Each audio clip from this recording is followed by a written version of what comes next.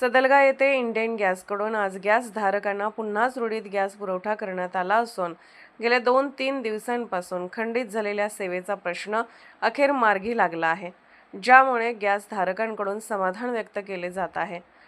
सलग शासकीय सुट्ट्या तसेच गॅस टाक्यांचा पुरवठा न झाल्यामुळे गॅस पुरवठा सेवा ठप्प झाली होती।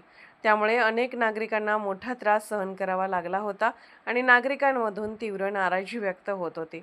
आजपासून सदलगा इंडियन गॅस वितरण पूर्ववत सुरू झाल्याने नागरिकांनी समाधान व्यक्त केले आहे।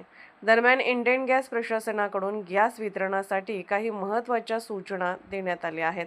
गॅस घेण्यासाठी आता DC आणि OTP अनिवार्य करण्यात आले असून ही प्रक्रिया पूर्ण केल्याशिवाय गॅस मिळणार नाही असे स्पष्ट करण्यात आले आहे। तसेच सुमारे 400 ते 450 गॅस धारकांचे थंब अजून प्रलंबित असल्याची माहिती देण्यात आली आहे।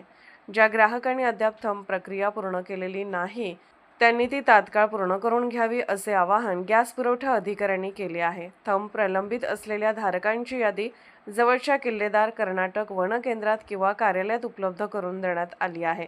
गॅस सेवा सुरळीत राहण्यासाठी नागरिकांनी आवश्यक कागदपत्रे व प्रक्रिया वेळेत पूर्ण करणे गरजेचे असल्याचेही प्रशासनाकडून सांगण्यात आले।